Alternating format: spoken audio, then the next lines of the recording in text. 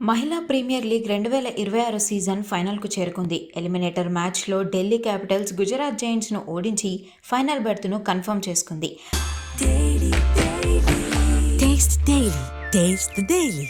అయితే వరుసగా 4వసారి ఫైనల్కు చేరిన ఢిల్లీ ఈసారి ఎలాగైనా టైటిల్ సాధించాలనే పట్టుదలతో ఉంది. ఫైనల్లో రాయల్ ఛాలెంజర్స్ బెంగళూరుతో ఢిల్లీ తలపడనుంది. ఎలిమినేటర్ మ్యాచ్లో మొదట బ్యాటింగ్ చేసిన గుజరాత్ జైంట్స్ 20 ఓవర్లలో 7 వికెట్ల నష్టానికి 168 పరుగులు చేసింది. కెప్టెన్ బేత్ మూనీ 51 బంతుల్లో 62 పరుగులు చేసి నాటౌట్గా నిలిచింది.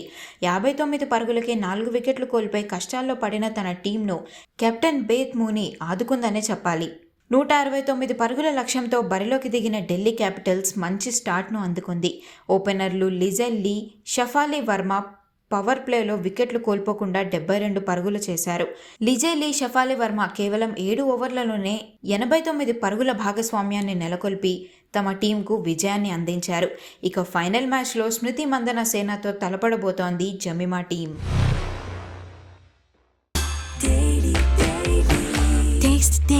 Taste the Daily.